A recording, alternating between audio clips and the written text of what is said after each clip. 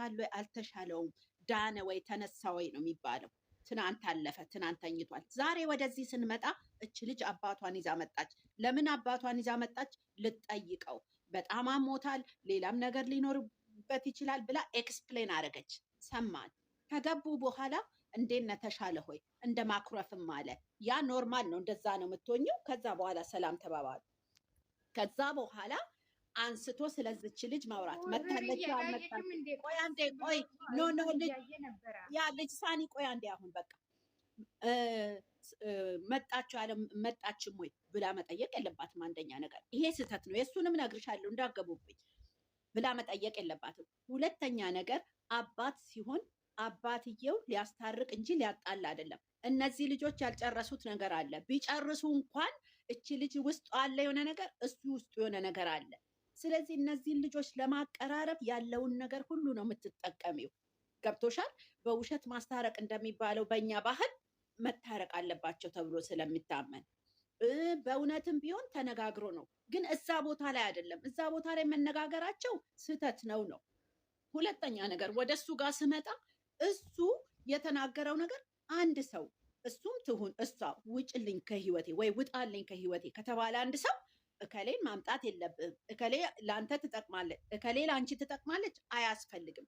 እነዚህ ልጆች ተታትወው ካበቁ በኋላ ይሄ ሪሌሽን ከተቋረጠ በኋላ እንደ ጓደኛ እንደ ቤተሰብ ከሆኑ እሷ የራሷ ሰው ኖሯት ወይ በቃ እንደ ጓደኛ ናቸው፣ ቤተሰብ ናቸው። እች ልጅ አትሆንህም፣ እች ልጅ ትሆናለች ብላ ይማከር ይሆናል እንጂ እሷ ዲሳይድ አታረግም። እሷ ከገባች እኔ አልላቀቅም። ምክንያቱም አሁን እዚህ ጋር ያልተፈታ ነገር አለ። ያልተፈታው ነገር ምንድን ነው? አባት ተብዬ መጥቷል ብሏል አባትየው። ያ አባት ተብዬ የሆነ ሰውዬ ሆነም አልሆነም ዲኤንኤ ይጠብቃሉ። ዲኤንኤ ሲጠብቁ በቃ የእሱ አይደለም። ገና መግቢያ ላይ ሰምተሻት ከሆነ የእሱም ይሁን አይሁን ያለችው። እንደዛ ከማለት በቃ የእሱም ይሁን አይሁን ተቀብያለሁ፣ እሱን ትሪት እያደረግኩኝ እስከዛ ጊዜ አብረን እንቀጥላለን። እንዴት ብላ አልፈልግም ብላለች።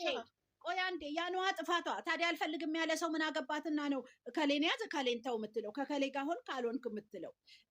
እሷ ልጅ ጋር እንድትሄድ ካልፈለገች እራሷ ይዛ ማስቀመጥ አለባት እንጂ እሷ ጋር ለምን ከሄድክ አይባልም። በቃ አልፈልግም ብለሽ ከወጣሽ በኋላ የትም ጉድጓድ ለምን አይገባም? ይሄ ልጅ ያንቺ ጉዳይ አይደለም እኮ ነው። አልተጨረሰም። ያኮ ለአፍ ነው ሴት የምትለው አባባል ማለት ነው። ሴት ስትሆን የምትይው አባባል ነው እኮ እሷ ያለችው። ሴት ስትሆን የምትለውን አባባል ብሎ ወንድ ልጅ ደግሞ ቆሞ አይጠብቅም። ቆሞ እንዳይጠብቅ ደግሞ አጠገባቸው ያለች ልጅ መርዝ ልጅ አርግዛ ቆማለች። ስለዚህ ምንድን ነው የሚያደርገው? በሰው እያስጠራች ነው፣ በሄደበት እየተከተለች ነው። ስለዚህ ምንም ማድረግ አይቻልም። አሁን ወደ ዋና ጉዳይ ስንመጣ እዚህ ጋር ኮንቨርሴሽኑ ላይ ወይም ንግግራቸው ላይ በቃ ትታ እሺ በቃ አንተን ተሽሎሃል፣ እቤት እንግባ፣ እቤት እንነጋገር ብላ ማለት ነው እንጂ እንደገና እሷ እንደዚህ ሆና እሷ አያስፈልግም። አንዳንዴ ጭራሽ ስታነሽባቸው በጣም የሚያናድድ ነገር ነው ያለው። እዛ ጋር ካቆመች በኋላ ቤት ከገባይ በኋላ አባትየው ለምን ተናገረ? አባትየው ልክ አይደለም። አባትየው ትክክል ነው። ምክንያቱም የሚቆጣውና መቆጣት ያለበት ልጁን ነው። ልጁን ካስተካከለ በኋላ ሌላውን ሰው ቢያንስ ያኛው አልፈልጋትም ካለ ኦኬ የሱ ስህተት ነው ማለት ነው። ልጄ ግን በቃ አጥፍቻለሁ፣ ይቅርታ እጠብቅሃለሁኝ፣ አንተ ሰላሙንልኝ ብላ ስላለች እሱ ግን አልፈልግም ብሏል ይባላል። እሱ አልፈልግም ካለ የራሱ ነገር አለበት። ኦኬ ያ የሱ ስህተት ነው ይባላል።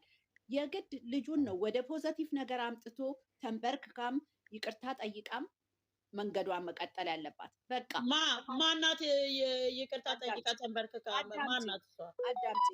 አባትየው ያደረገው ነገር ይቅርታም ትጠይቅ ይቅርታም አትጠይቅ፣ በቃ በስነ ስርዓት ኦኬ እጠብቅሃለሁ፣ ነገሮች ሲስተካከል አምናሃለሁ፣ አባት የሚባለው መጥቷል፣ አባትም ካልሆነ ያንተ ልጅ ከሆነ አብሬ ይሆናለሁ ብላ የምትል ከሆነ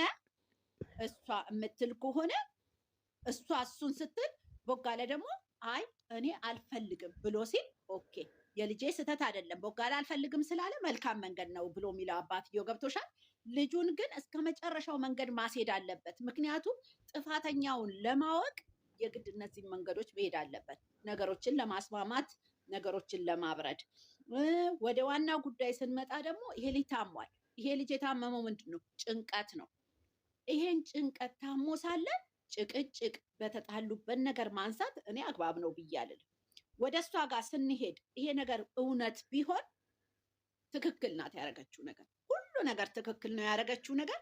ሆስፒታል ውስጥ ግን መነጋገር የለባትም። ካቆመችው ቦታ ላይ ልጅ ወድቋል፣ ደንግጣለች። የምትወደው ሰው ነው። እሱን ትሪት አድርጋ ወደ ቤት አስገብታ መነጋገር ያለባቸውን ይነጋገራሉ። አሁንም እሺ ብሎ ላለ ማለት እሺም እምቢም አይደለም ያለችው። የምታወራው ስላለፈው ነገር ነው። ያንን ማውራት አግባብ ነው ብዬ አልልም። አባት ፊትም እንደዛ ማውራት እኮ አይጠበቅብሽም።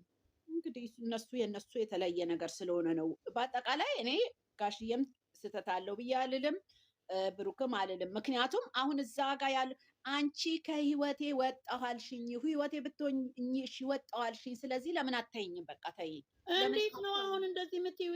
እንዴት ነው በቀላሉ እንደዚህ ከህይወቴ ወጣሽ በቃ ተብሎ 2 ዓመት አብረሽ የሆነሽው ብዙ ነገር እኮ አለ። ያንን ለምን ማሰብ አቃተው ነው እኮ። እሱን አሁን አያስብም። አሁን ይሄንን ማለፍ ነው። ይሄን ሲቹዌሽን ካለፈ በኋላ ነገ ከነገ ወዲያ እኮ ሊያወሩ ይችላሉ እኮ ነው እንዴ። ስለ እውነታው ስንመጣ እነሱ እኮ አሁን ያሉት ሆስፒታል ውስጥ ነው እኮ። ከሆስፒታል ወደ ቤት ሳይገባ ሆስፒታል ውስጥ ይሄ ነገር ወዲያው መጠነቃቅ አለበት። እስከዛሬ ያላለቀውን ባለፈውም እሷም ተኝታ ጫጩ ነበር። አሁንም እሷ ሆስፒታሉ ራሱ ስርዓት የለውም እንዴ? ስርዓት የሌለው ሆስፒታል ውስጥ እኮ እንዳይንጫጫም እኮ ሰው በኖርማል በእውነተኛ ነገር። እስቲ አንቺ ደግሞ እሺ ምን አርጋብህ ነው ሰው ነው የሚያስገቡት? ሆስፒታል ሲጀምር አንድ ሰው ነው መግባት የሚችለው እንጂ እንዲህ ግር ብሎ መግባት አይቻልም ሆስፒታል ላይ። እሺ ምን አድርጋብህ ነው? የሆነ ነገር ገባሽ? አዎ እኔ እኮ የጠረጠርኩት ፍርዬ ሌላ ነገር ውስጥ ልትገባ ነው እንዴ? ጠዋት ያሉት ልጆች ያሉት ልትል ፈልጋ ከሆነ አይ ሳይሆን ሐኪሙ ያላት ነገር አለ። ሐኪሙ ያላት ነገር አለ። ያንን ነገር መናገር አልፈለገችም። ፍፄን ጠይቃ